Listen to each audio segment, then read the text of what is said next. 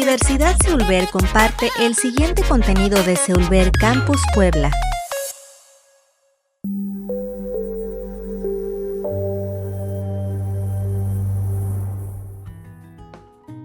Hola, ¿qué tal? Bienvenidos nuevamente a un episodio de nuestro podcast La Voz del Derecho por Seulver Puebla.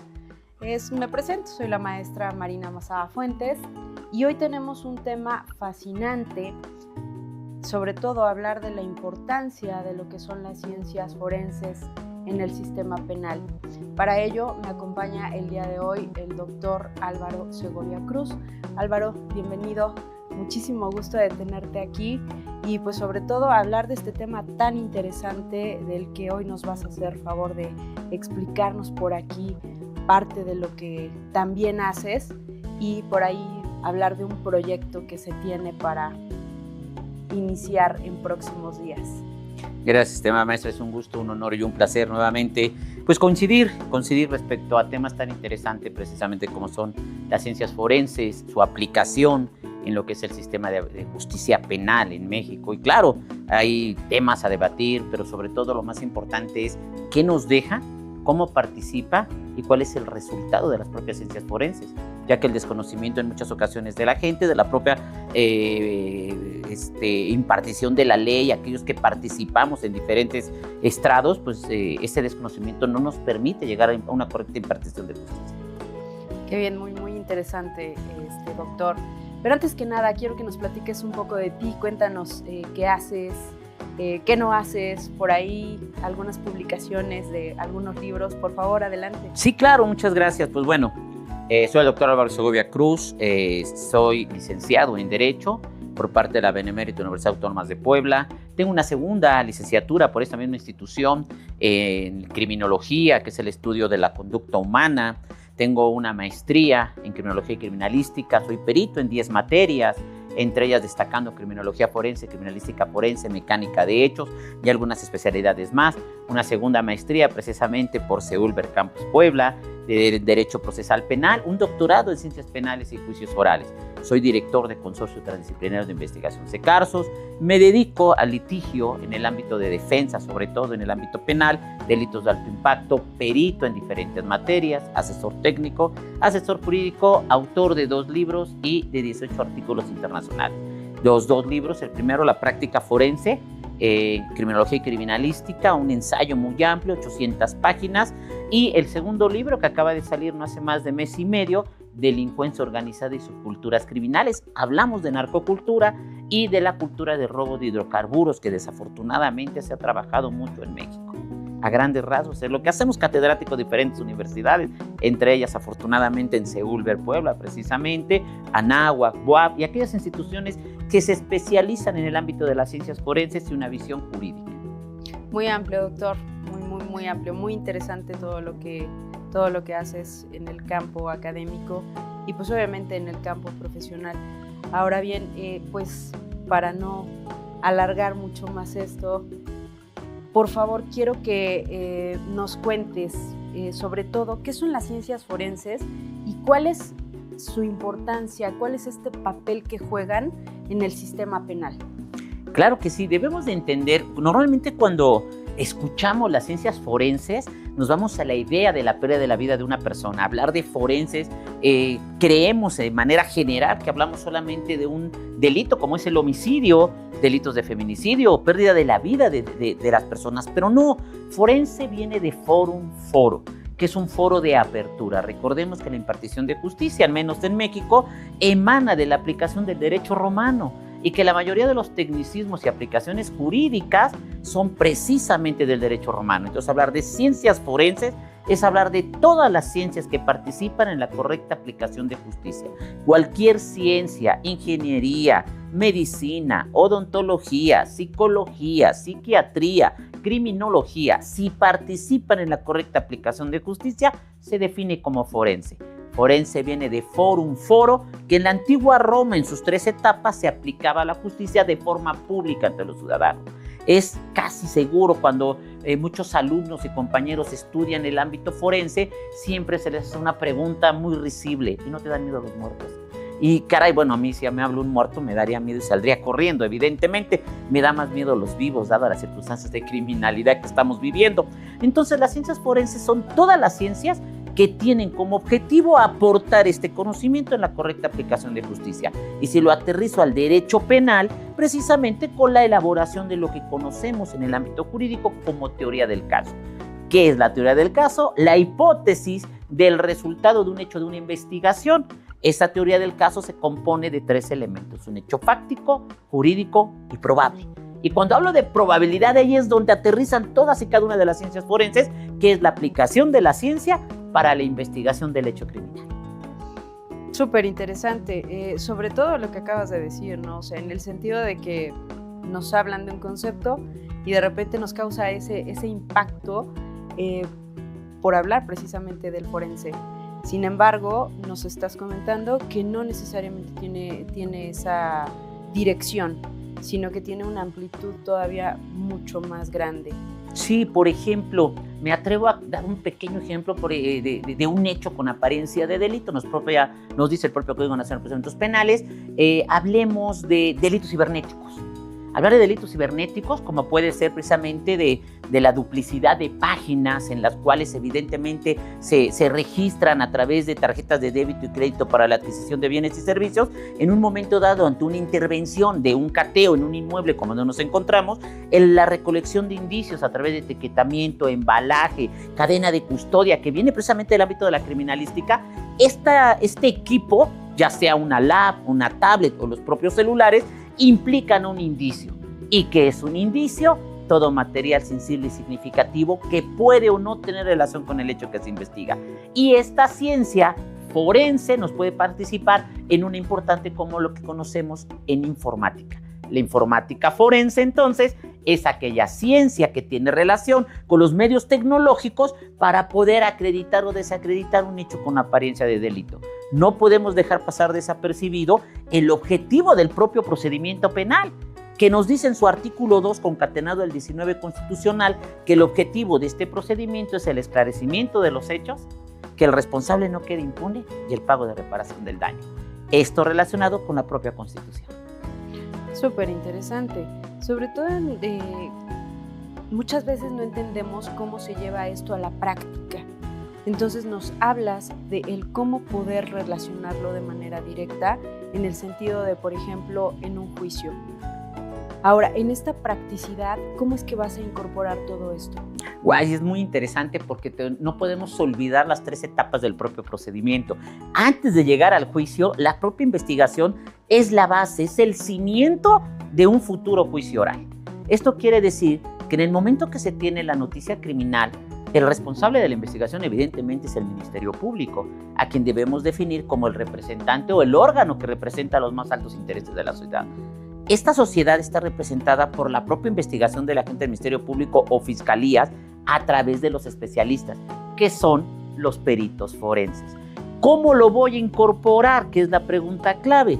Hoy en día, déjame te comento, estimada maestra, México es un parteaguas a nivel nacional e internacional respecto a lo que es la criminología y la criminalística. Y eso lo digo con conocimiento de causa. Tuve la fortuna de estar hace año y medio en diferentes lugares de Centro y Sudamérica, entre ellos Colombia, Perú, Guatemala, Ecuador, pero me llamó mucho la atención el ejemplo de Perú.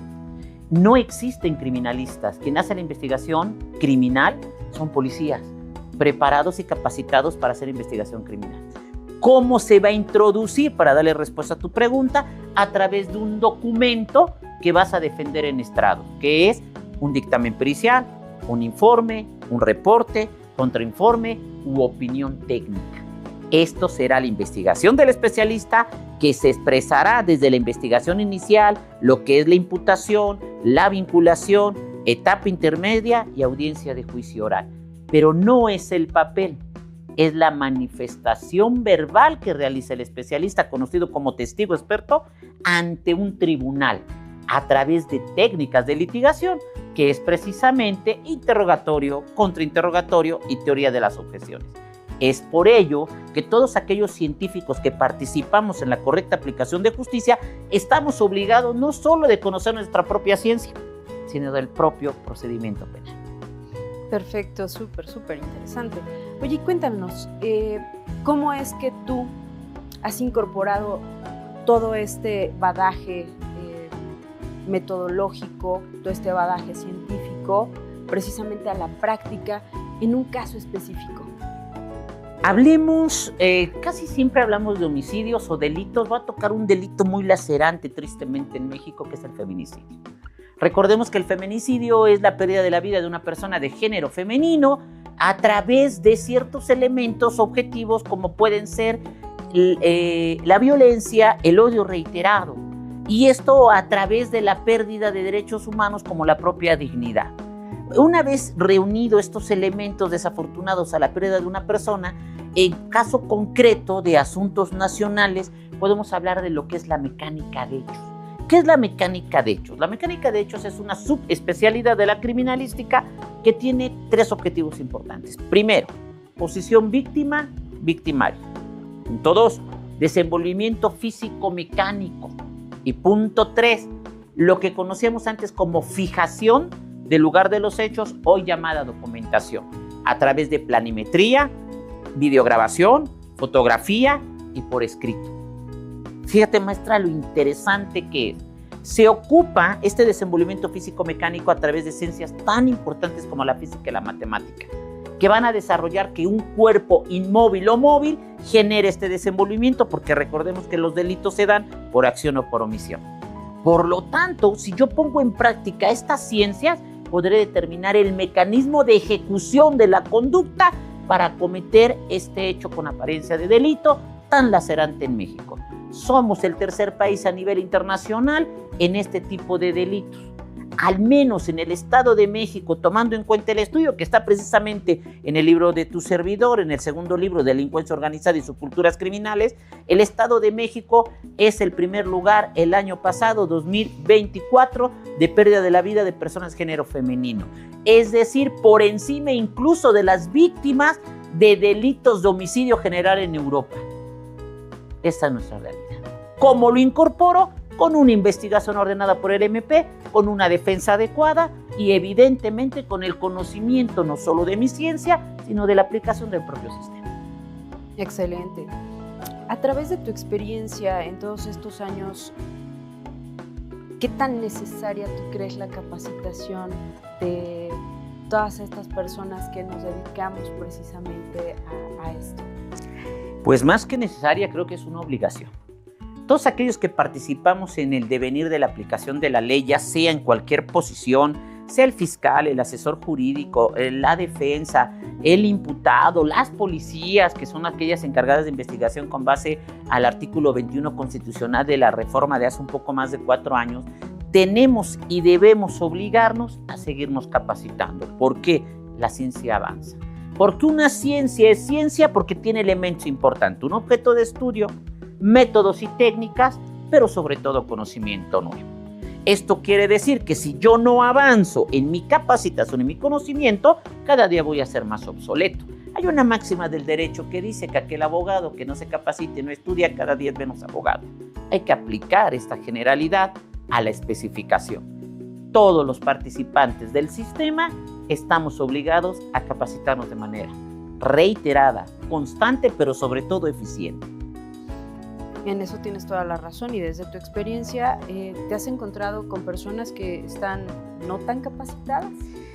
Tristemente me he encontrado con personas no tan capacitadas como afortunadamente con muchas personas muy bien preparadas, que no es como para colgarnos una medalla, es como para reconocer que estamos haciendo nuestra labor.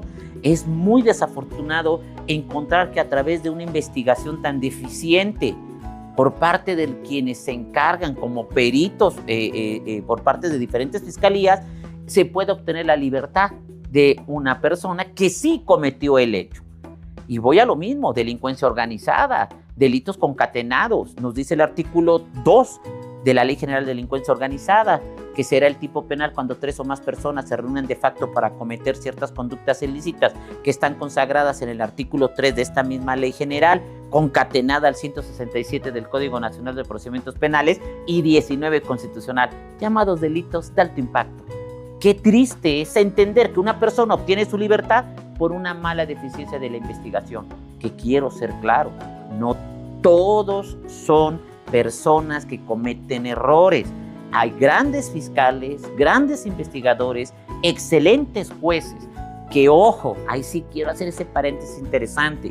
Hoy en día hay que preparar quién es la víctima y cómo se desarrolla, porque no puedo olvidar una ciencia tan importante como la victimología. Es decir, si la víctima es menor de edad, estoy obligado a conocer protocolos, niños, niñas y adolescentes. Si la víctima es mujer, evidentemente es un grupo en estado de vulnerabilidad, y rogarles ampliamente que en la impartición de justicia a todo el órgano jurisdiccional, jueces, evidentemente ya sea de control o de juicio, siempre se aplique la perspectiva y la equidad de género. Obligatoria. Claro, es que siempre debe de haber esa capacitación, esa especialización de manera directa, como lo comentas, ¿no?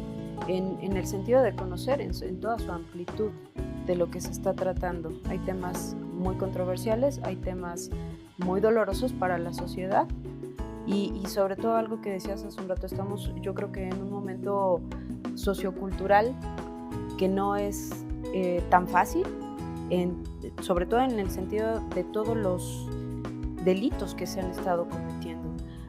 Últimamente me he dado cuenta mucho de que se habla de delitos cibernéticos. ¿Nos puedes platicar algo al respecto? Sí, claro. Evidentemente debemos de entender, y tal como comentabas, estimada maestra, valorar la constante capacitación. ¿Qué tipos de delitos cibernéticos? Hablemos primero que nada de la tipificación de los mismos.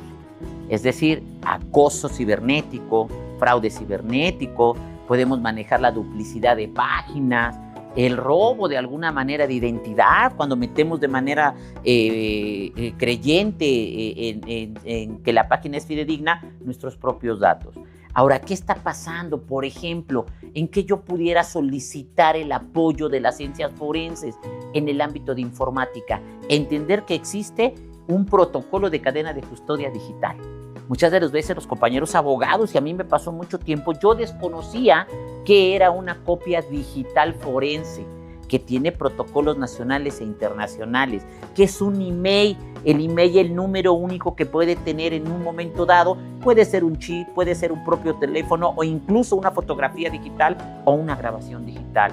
La duplicidad de lo que entendemos ahora como alteración, manipulación y falsificación de elementos informáticos, ya sea un video, una grabación o incluso las propias fotografías o los propios screenshots de cómo se están tomando y cómo se duplican. Debe de haber una cadena de custodia.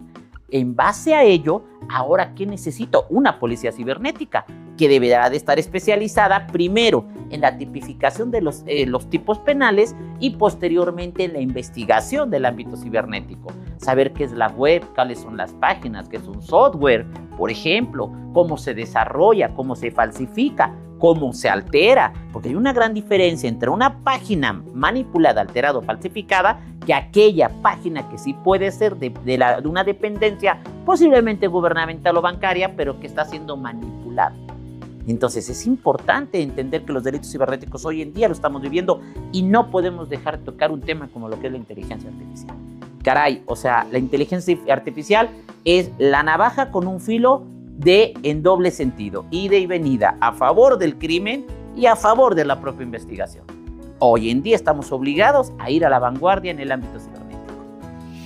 Es correcto, y justo te iba yo a preguntar acerca de eso, doctor. O sea, hoy en día, no quisiera yo manejarlo como un problema porque pues también es un gran beneficio, ¿no? Pero sí nos enfrentamos a un gran reto, estamos en un gran reto tecnológico donde las inteligencias artificiales hasta cierto punto están alcanzando pues niveles bastante complicados. Sí. He tenido muchos comentarios acerca de, es que me habló por teléfono mi tía, por videollamada, y era mi tía, o sea, era la voz de mi tía, era la imagen de mi tía, y me estaba pidiendo dinero porque estaba ahí con un conflicto, ¿no? Y de repente algo surgió en duda en esa persona, cuelga y dice, bueno, le voy a marcar mejor a la tía. Le marca a la tía, no, la tía estaba durmiendo. Y entonces nos damos cuenta de cómo hoy en día la delincuencia ya está tan capacitada también en esas áreas que están utilizando estas inteligencias artificiales para poder hacer cualquier tipo de cosas. Yo me quedé sorprendido, estuve en una institución educativa por parte de una de mis menores hijas, nos dan una bienvenida a través de diferentes pantallas, un alumno de la institución nos guía por todo el lugar y resulta que este alumno fue creado por inteligencia artificial, con todo el conocimiento de instituciones, alumnos y padres de familia de los alumnos. Y eso lo hizo un niño de 11 años. Todo ese programa que duró 1 hora. Evidentemente, debemos de manejar algo muy interesante e importante, que la misma criminología, que es otra ciencia participativa de las ciencias forenses, nos da la pauta. Criminología, ciencia causal explicativa sintética natural, que tiene por objeto el estudio del crimen, el criminal y la criminalidad. Definición obligatoria para los criminólogos, pero hay una parte interesante que se llama prevención. Primaria, secundaria y terciaria. ¿Cómo puedes prevenir? Un ejemplo como el que se acaba de comentar. Palabras claves, lugares establecidos, que nadie más sepa. Esto nos va a dar la pauta de dame la palabra clave y yo te deposito, yo te apoyo, te ayudo. Colgar y hacer la llamada en reciprocidad a la petición de auxilio va a evitar una extorsión cibernética. Tristemente, uno de los grandes problemas que tenemos es que el 65%, el 67.5% de las extorsiones en México salen estas llamadas de centros penitenciarios. Y es a donde todavía tenemos un conflicto más grande. O sea, decimos, ¿hasta dónde llega esta tecnología para que siga siendo manipulada por cierto tipo de grupos delincuenciales que, a pesar de estar en reclusión, pues obviamente todavía tienen ese alcance a la sociedad en general? Desafortunadamente, uno de los grandes problemas que tenemos es que el crimen común y el crimen organizado avanza a pasos agigantados. Uno de los graves problemas que tenemos es que en muchas instituciones no se invierte la capacitación y la actualización.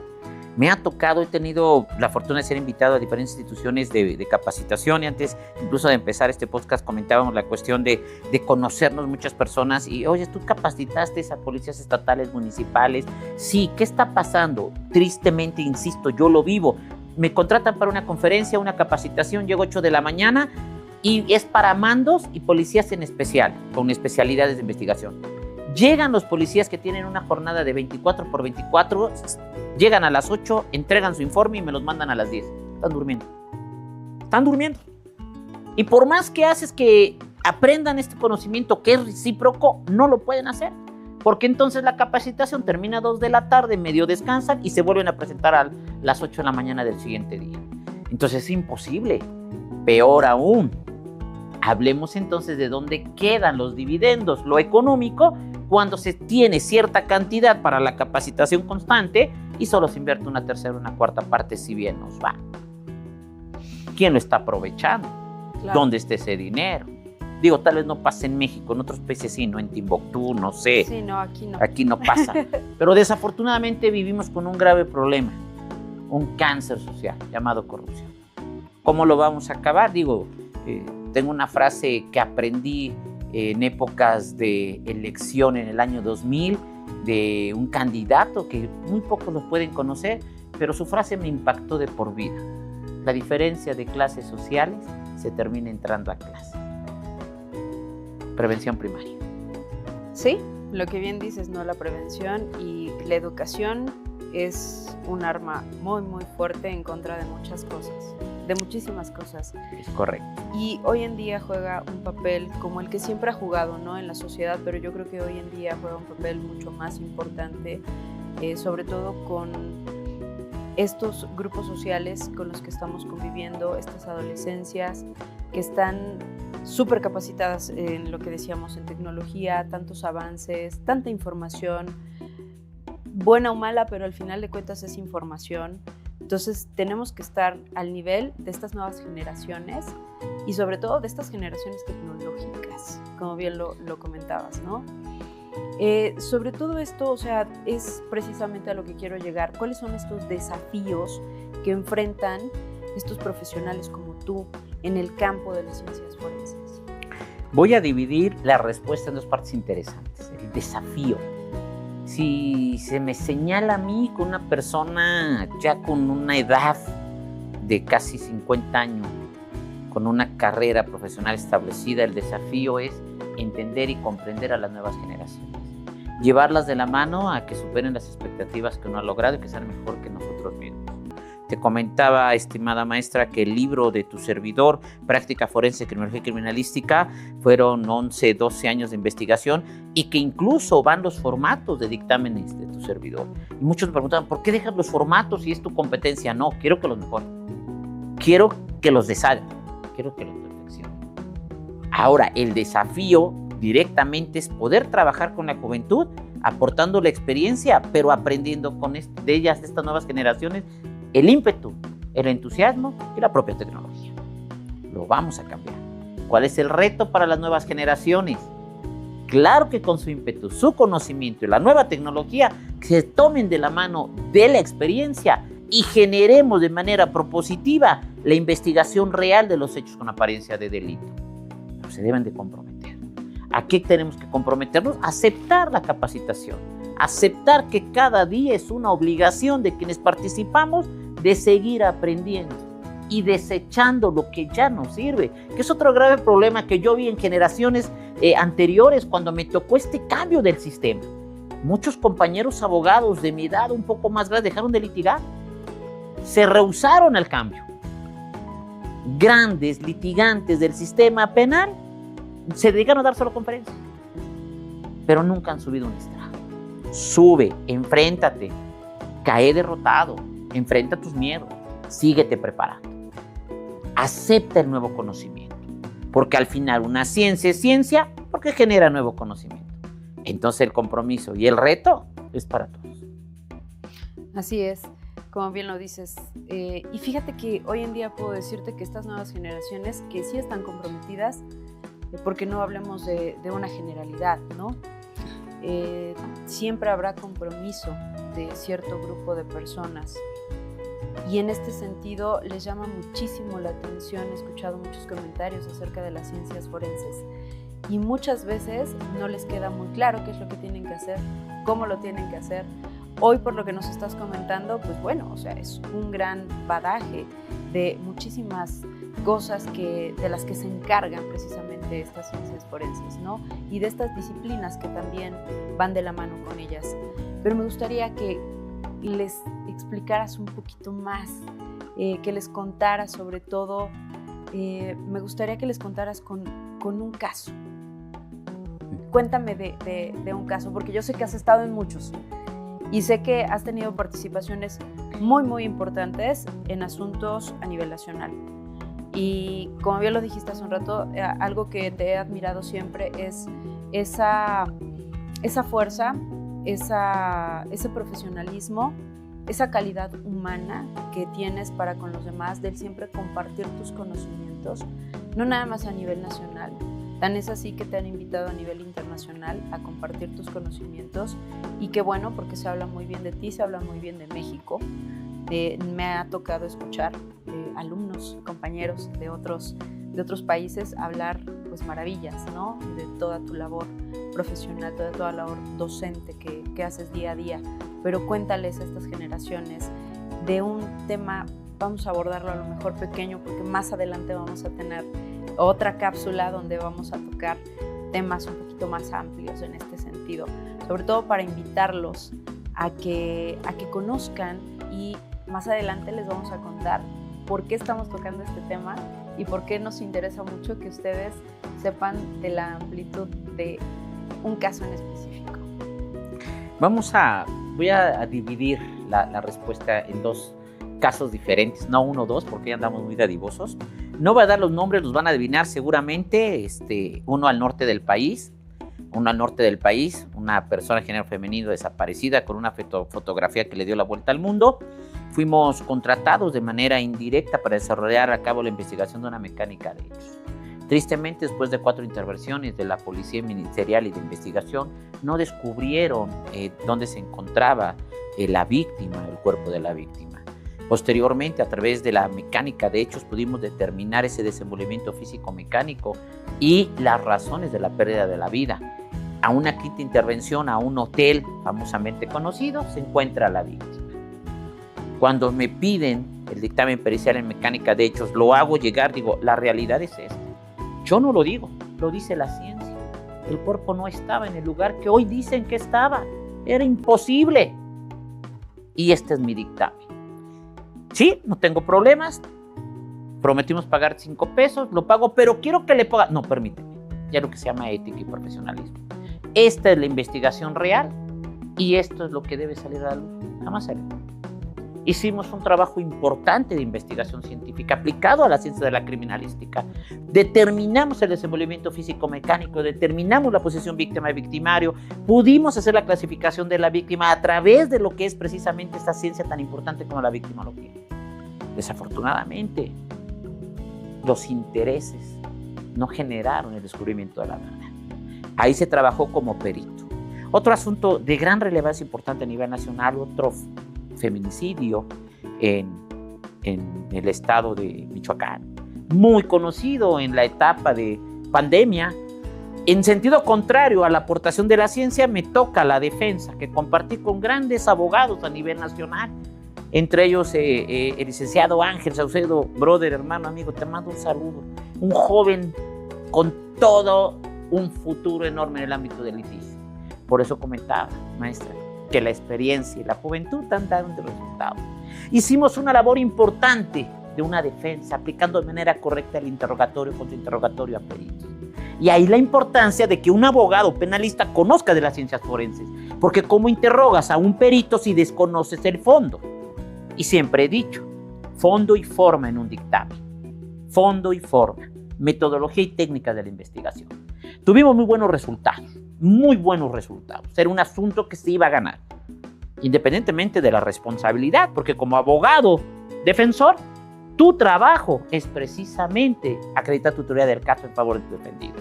Había muchos intereses, nuevamente, más que económicos, políticos. Y pues bueno, el resultado fue condenatorio. Con posterioridad, a través de la apelación, se obtienen buenos resultados y se está en la espera del amparo. Como asesor jurídico, dije 2, voy a dar 3, ando de voz.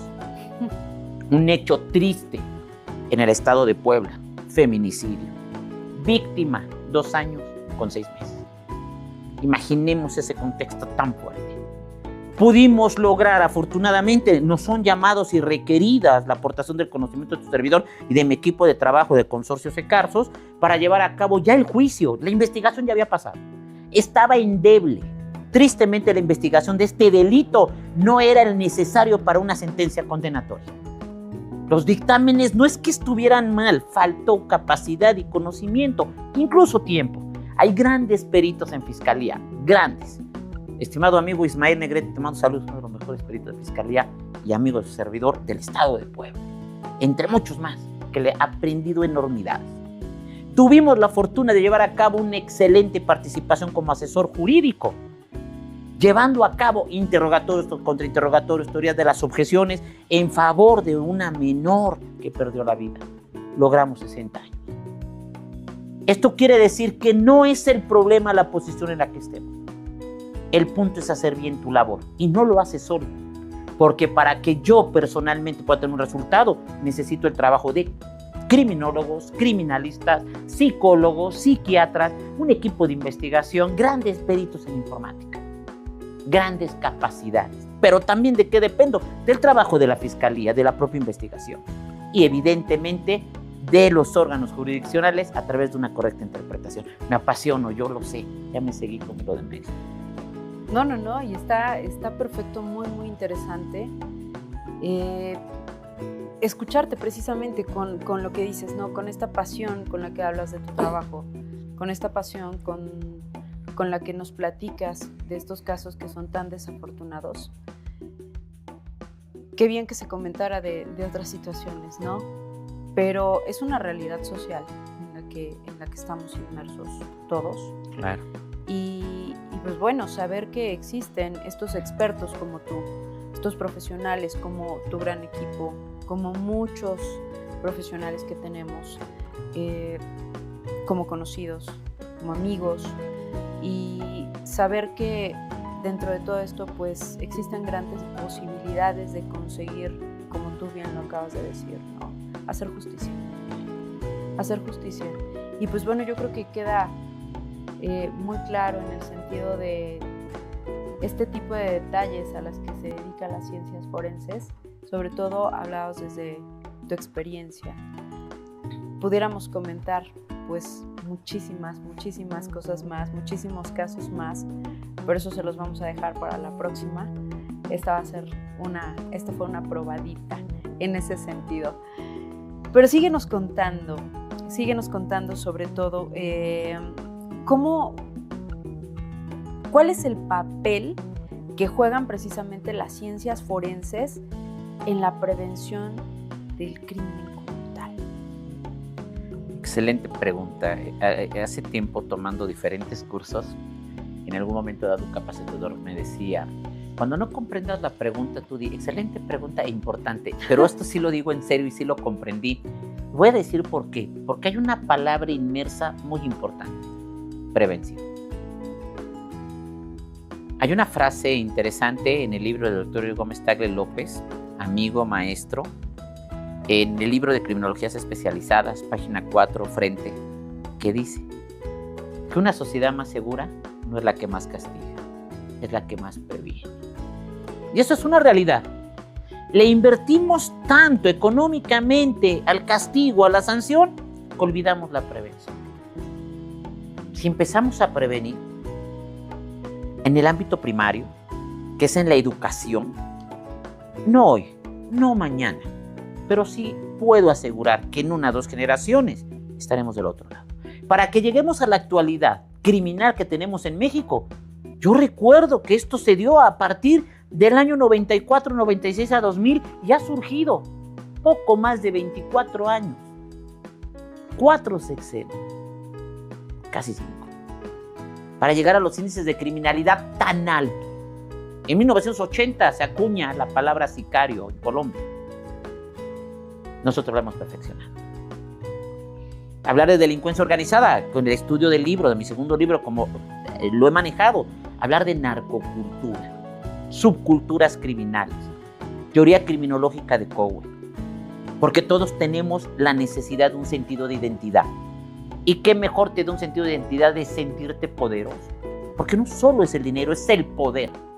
Y lo vemos con las generaciones actuales. Prevenir, proyectos de prevención, parte importante del ámbito de la criminología, la prevención primaria, secundaria y terciaria, que tiene por objeto la participación, la disminución del crimen. No puedo comprar el discurso político de erradicar el crimen. Perdón, no puedo. No debo. Como científico investigador del área criminológica, le apuesto todo a la prevención. Jurídicamente, la aplicación del derecho de manera tácita y cruda, por supuesto, la interpretación de la ley, literalidad de la misma, claro, pero ¿qué pasa con la prevención? La criminología hace una pregunta bien interesante, estimada maestra. ¿Por qué? ¿Por qué el doctor Segovia, que acaba de estar en atención a esta invitación en un podcast, sale, se sube a su carro, saca un arma y se dispara? Es un ejemplo real de lo que ha pasado en México. ¿Cuáles fueron esos factores endógenos, exógenos, preponderantes, desencadenantes que generaron que una persona que se veía bien haya cometido esta conducta? Porque entonces la criminología, junto con la psicología, son las ciencias que estudian al ser más complicado en este mundo, que es el ser humano. Prevenir más que sancionar, capacitar más que castigar, resolver más que criticar. Lo dejo de tarea. Muy interesante. Y tocamos ese punto, ¿no? De prevención. Sí, suena muy bonito. Muy interesante. Y algo bien importante que decías, o sea, este ser social, que es el ser humano, y la conducta que va a desplegar en el sentido del cómo se va a relacionar con la sociedad, con sus pares, pues todavía es un poco más complicado, ¿no? Mucho más. Por eso es importante entender a las ciencias forenses, y retomo las primeras preguntas. ¿Por qué la importancia de las ciencias forenses en el sistema penal? 3 minutos para explicar. ¿Qué estudia el derecho penal? Delitos. Acción, omisión típica, categórica, culpable y punible. Teoría pentavalente, García Maínez. Casi todos nos tenemos que persignar con ese libro. Sí. Los que estudiamos derecho. Pero no puedo entender el desenvolvimiento porque me dice para que la ejecución de un delito Hablo de un sujeto activo, un sujeto pasivo, un hecho causal, un hecho que genera un resultado en el exterior, dicen mis queridos amigos penalistas. Pero hoy en día la aplicación de la ley es multidisciplinaria, aplicando a las ciencias forenses. Va a decir, perdón, ¿por qué? Porque yo te voy a explicar por qué el criminal llevó a cabo la intercriminis. La intercriminis es el camino que sigue el criminal a la ejecución de la conducta. Ya llevo 2 ciencias. Pero también te voy a explicar la intervictimae, que es el camino que sigue la víctima y su participación en el hecho victimario. Llevo 3. Pero ahora viene la investigación, la criminalística. 7 preguntas de oro: quién, cómo, cuándo, dónde, por qué, para qué y qué. ¿Qué tipo de delito fue? Cibernético. Perfecto. Informática forense. ¿Qué tipo de delito fue? Privación de la vida. Medicina forense. Odontología forense. ¿Se suicidó o lo suicidaron? Mecánica de hechos. Aplicación de la física y la matemática cuando el victimario pesa 25 kilos más 50, 75, en una estatura promedio de 1,70 y la víctima pesaba 140 kilos y medía unos 190 y lo colgó. Permíteme. ¿Cómo desarrolla el desenvolvimiento físico-mecánico para llevar a cabo la suspensión? Medicina forense. ¿Cuál es la importancia de la misma para saber si las lesiones fueron ante-mortem o post-mortem? Y hoy en día, y nos preguntamos todavía muchas veces, ¿de verdad valdrá la pena invertir a las ciencias forenses? Por supuesto. Claro que vale la pena. Ahí está la respuesta. Las ciencias forenses son la médula, la línea vertebral, la esencia del ADN de la investigación criminal. Definitivamente. Y ahí viene relacionada mi siguiente pregunta. Precisamente, ¿cuál era tu visión en este sentido sobre el futuro de las ciencias forenses en el sistema penal? El futuro nos alcanzó, maestra. El futuro nos alcanzó y nos está rebasando. Yo pondría la pregunta, reformulo. ¿Cuál es el objetivo de las ciencias forenses en el sistema penal? Pues sí. La correcta aplicación de justicia, porque el futuro ya está hoy, sí, con inteligencia artificial. El futuro ya está hoy, con tipos penales. El futuro ya está hoy, porque se ha tipificado delitos que antes no existían, evidentemente. El delito es el resultado del ámbito social, de la necesidad del ser humano. Es muy simple. El problema no es la sanción. Me invitaron a dar una conferencia hace algunos días del derecho penal del enemigo. Caray. Quitarle los derechos humanos a los victimarios porque entonces dejan de ser humanos. Permíteme. Entonces tengo que violentar derecho para tener una adecuada aplicación de justicia. ¿En qué país estoy viviendo? Y no puedo dejar de analizar el derecho penal si no conozco de criminología crítica, que nos determina 2 vertientes importantes: el reduccionismo y evolucionismo. Pero te olvidas de lo jurídico. No, porque está la Escuela de Crítica Jurídica en la UNAM, donde nos determina de manera conjunta que en una sociedad más segura no debería existir el derecho penal, porque entonces el Estado está fallando. ¿Y cuál es el brazo fuerte del propio Estado? La sanción. Derecho penal fue hecho para sancionar y ser un ejemplo. No puedo olvidar que la criminología se desprende del derecho penal a finales del siglo XIX, principios del siglo XX, con la escuela positivista. César el Lombroso, Ferri Garófalo. Pero en 1974 la victimología se desprende de la criminología. Y a partir de los años 40 la psicología se reconoce como una ciencia. Y acabo de hablar de 6 ciencias forenses, reconocidas en México 36 de manera no formal. Muy interesante. ¿Y todo esto a qué y para qué? ¿Y dónde lo vamos a incorporar? Aquí viene esta plática en torno a algo que queremos aterrizar. Claro. Y en este sentido queremos hablar de la apertura de una nueva maestría, claramente por nuestra casa, Seúl Ver Puebla. Y me gustaría que nos contaras precisamente qué es lo que vamos a ver en esta maestría, más allá de todo lo que hemos visto, sí, de todo lo que hemos platicado, porque esto es una probadita nada más, realmente de todo lo que incorpora precisamente este plan de estudios en esta maestría. me gustaría que nos comentaras, o sea, algunas de las asignaturas que se van a tener, un poquito acerca del desarrollo quizá introductorio de alguna de ellas, más allá de todo lo que ya comentamos, que es muy interesante. Y vamos a hablar de informes. Nos gustaría también comentarles que nuestra próxima apertura para esta maestría es en el mes de mayo. Ya les estaremos haciendo llegar por medio de nuestras páginas, por medio de la página de Seúlver Puebla, por medio de la página de Secarsos, en este caso de la página del doctor Álvaro Segovia, toda la información, pero cuéntanos. Pues es una agradable sorpresa, pero que nada quiero agradecer precisamente a la institución Seúlver, a todos sus personal administrativo, quien dirige la intencionalidad de la capacitación constante, que me haya invitado a tu servidor y al equipo de trabajo Secarsos a desarrollar lo que es el temario y precisamente a centralizar, enfocar a los especialistas en las áreas a nivel nacional. Voy a decir por qué. Porque no fue hecha al vapor. No fue tener títulos de otras maestrías o licenciaturas y poner nombres. Fue en base a la experiencia, no solo de tu servidor, sino de todo un equipo de trabajo de grandes especialistas. Es una maestría que es maestría en técnicas periciales y ciencias forenses. Porque puedes tener una especialidad en ciencias forenses, pero sin tener la especialidad en lo que son las técnicas de investigación.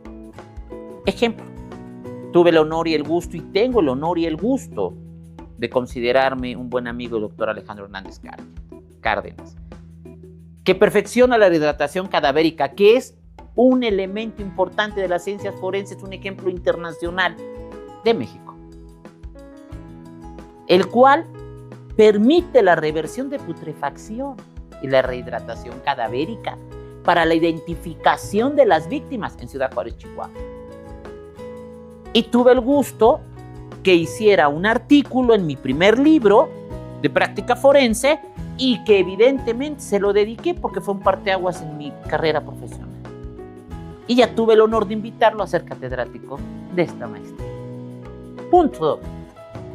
No puedo dejar de hablar de las ciencias forenses sin evidentemente tener una equidad y perspectiva de género. Doctora Luz Margarita González, exdirectora de lo que es la Comisión Estatal de Personas Desaparecidas del Estado de Quintana Roo, tan complicado que es por el mismo territorio, selvas, cenotes, mar, playa. Catedrática de la UQR, trabajando en C4, C5, en el ámbito penitenciario. Y nos va a hablar del protocolo de búsqueda de personas desaparecidas aplicado de manera real, porque ella lo vivió, lo trabajó, lo perfeccionó. Ámbito psicología forense. Imaginemos María Antonieta Castañeda, una gran psicóloga forense con especialidades en niños, niñas y adolescentes y perspectiva de género.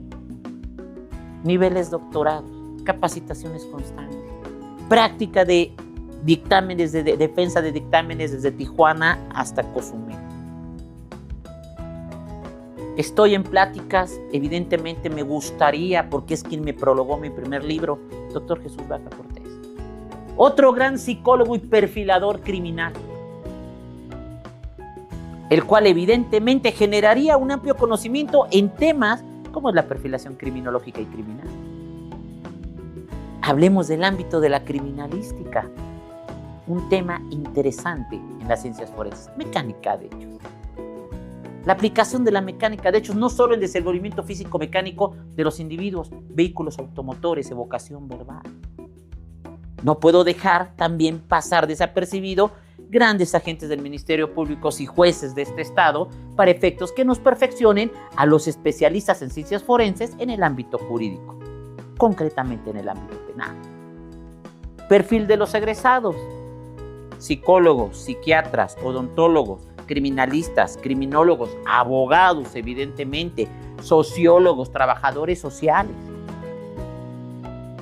que quieren ser parte de este gran mundo interesante de la correcta aplicación de justicia. Y por ahí tenemos varias sorpresas. Tenemos Es colaborador de la Comisión de Derechos Humanos del Estado de Puebla, mi querido amigo doctor maestro Caporal, que estuvo en CEAVI, el director de servicios de víctimas, atendiendo al ámbito de las víctimas a través de asesores jurídicos. Y bueno, un sinfín de personas que participan en las ciencias forenses, en la aplicación de justicia y que día a día están inmiscuidos en este hecho. O sea, creo que de alguna manera grandes investigadores, el doctor Gómez Tagle López, autor de 16, 17, 18 libros. O sea, imaginemos el maestro Marco Huerta, colega y amigo y socio de tu servidor en Secartos, que ha litigado durante muchos años el sistema de aplicación de justicia, que incluso es egresado de Seúl, maestro por Seúl. La maestra Carla Ibomba es catedrática, exclusivamente catedrática especialista en derechos humanos e investigación, en el ámbito catedrática de otras grandes universidades, que se ha dedicado durante muchos años no solamente a la investigación, sino a la preparación de nuevas generaciones. Conoce las necesidades de los jóvenes. Entonces, ¿qué te puedo decir, maestra? Súper interesante, un gran equipo de trabajo y claro, todos aquellos que están por sumarse también y como dices, de estas grandes sorpresas que más adelante se van a ir dando a conocer. Cuéntanos de la modalidad, ¿cómo va a funcionar? Estamos trabajando evidentemente para que se puedan inscribir con solo que sí te voy a casi a obligar, maestra, a que no olvides las becas, porque algo que debemos ser muy realistas es que hay mucha gente que difícilmente puede acceder a una capacitación, y algo que he de reconocer a esta gran institución sobre el Campus Puebla es ese humanismo y compromiso que tiene con los estudiantes a nivel maestría, doctorado y licenciatura, a nivel cursos y talleres. Creo que a veces salen poniendo, ¿sí o no? Pero sí te puedo, ya usted los porcentajes los determinarán, porque si por mí fuera sería casi gratis, ¿verdad? Y me van a colgar. Pero la modalidad pues va a ser virtual. Se van a tomar en cuenta algunos tipos de talleres o la última clase para el examen práctico, evidentemente. Por ejemplo, lo que es dactiloscopía, ¿no? Recolectar lo que son los indicios a través de estas huellas latentes. Sí o sí lo tenemos que hacer práctico, ¿no? Sin embargo, las sesiones de manera general pues, lo podemos llamar híbrido. Habrá algunas capacitaciones que sería necesario el traslado a la propia institución para llevar a cabo las prácticas, precisamente, ¿no? Y sí, evidentemente, darle todas las facilidades a aquellas personas que se inscriban de otros lugares. Incluso sé, y me consta porque fue alumno de tu servidor, que a nivel internacional hemos tenido alumnos como Miguel Mamani Laura, que está en Perú, que fue el responsable y el culpable que yo estuviera en Lima, en Cusco, en Machu Picchu, en muchos lugares más. Te mando un abrazo, estimado Miguel, y que está interesado precisamente en esta maestría. Por lo tanto, no dudo para nada que tengamos esa accesibilidad para que se sigan capacitando. Así es, ya sabes que sin ningún problema. Como bien lo decías, el humanismo que caracteriza a Seúl Puebla, pues es desde estas bases tan firmes que tenemos como lo son nuestros fundadores, y sabemos perfectamente bien que siempre han estado en pro de la educación, en pro de la capacitación, del fortalecimiento como personas, como profesionistas, y yo creo que sin ningún problema vamos a hablar de planes de becas. Sí, por favor. Sin ningún problema. Los invitamos, obviamente, a seguir nuestras páginas, Seúl Puebla. Estamos en Facebook, estamos en Instagram, en TikTok, actualmente estamos en YouTube. Ahí pueden hacernos comentarios, ahí vamos a estar subiendo toda la actualización en torno a la maestría, fechas, vamos a estar haciendo las promociones de becas, todo lo que tenga que ver con informes y demás, pues bueno, vamos a estar muy atentos y felices claramente de que se integren a nuestra familia que lo es Seúl Puebla. Agradeciendo como siempre la participación de grandes ponentes, de grandes amigos, y muchísimas gracias por todos tus conocimientos que el día de hoy nos aportas. Vamos a seguir aquí con cada uno de ustedes. Más adelante vamos a tener más sorpresas. Sobre todo, síganos, dennos like, compartan, porque gracias a su participación es que hacen posible que todo esto suceda. Muchísimas gracias, sobre todo a nuestra directora, por siempre tener este apoyo para organizar este tipo de eventos, siempre en vanguardia con nuestra frase, que es la excelencia educativa. Pues nuevamente, gracias, seguimos en contacto, todavía tenemos mucho que aportar, mucho que decir acerca de las ciencias forenses. No, gracias por la invitación. Quiero agradecer evidentemente la invitación, maestra, la invitación que me hace esta gran institución, el compromiso que se tiene, las facilidades que se han generado precisamente para que quien no pudiera acceder a una educación se les permite y se les dé todas esas herramientas y estas armas. Muchas de las veces no solo es la economía, son los tiempos, son las formas, es el apoyo. Platicábamos la humanización de la capacitación y la educación, no solamente ver la educación como un negocio, sino como un compromiso de vida, porque a todos aquellos que han compartido conmigo una aula, un taller, una conferencia, un diplomado, sabemos que evidentemente hoy en día y desafortunadamente la educación es muy comprometida y muy mal pagada, y no por otra situación, sino simplemente no nos comprometemos realmente a invertir a nuestra educación, a nuestra preparación. Por lo tanto, sí quiero agradecer todas esas oportunidades, el haberme permitido ser parte importante de la creación de esta nueva maestría, el haber puesto en las manos de tu servidor esa confianza para con toda esta red de apoyos en el ámbito forense, porque somos muy pocos a nivel nacional, todos aquellos que se han especializado y capacitado en las ciencias forenses, pero mucho menos pocos aquellos que incluso bajo muchos puntos de tiempos, economía, vamos a ir y a comparecer y vamos a estar al pie del cañón. ¿Qué mejor otra cosa puedes dar que tu conocimiento, que tu experiencia a estas nuevas generaciones, donde he encontrado de verdad grandes joyas, de verdad diamantes, para que en un futuro sean quien tome la batuta? Y yo se los digo a mis alumnos en diferentes universidades, instituciones, salones, ya me cansé, ya estoy grande, ya estoy cansado, quiero pasar la batuta. O sea, realmente hay momentos en que no es que tire la toalla, pero yo creo que ya la labor de tu servidor, como con muchos grandes expertos en ciencias forenses, ya es dirigir estas nuevas generaciones, esta nueva oleada de juventud a combatir lo que tristemente conocemos como crimen, ¿no? Estas conductas antisociales que pueden o no pueden ser delitos.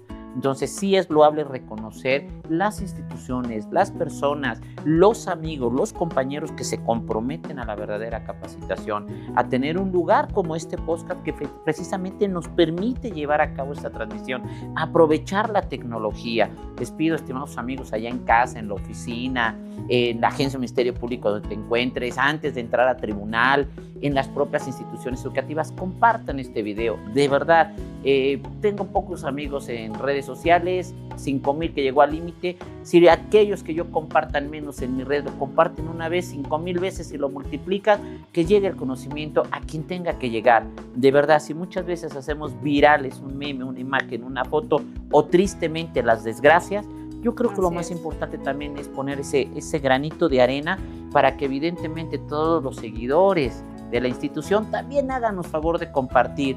Digo, comparte el link, súbelo a tu estado, ponlo en tus redes sociales, sube algunos fragmentos a TikTok y apóyanos, no solo en beneficio de uno, sino de todos los que estamos en este país, que es un gran país, y vuelvo a insistir, orgulloso de escuchar en Centro, Sudamérica y parte de Europa que México es un parteaguas en la criminología y en la criminalística. Realmente te hace sentir de verdad muy orgulloso.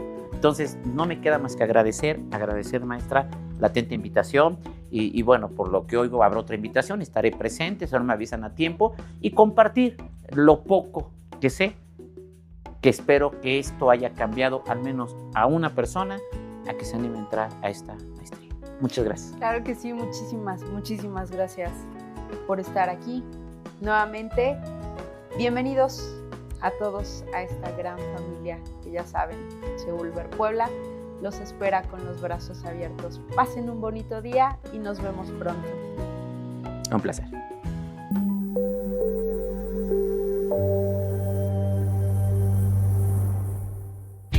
Universidad Seulver agradece el contenido brindado por su campus Puebla.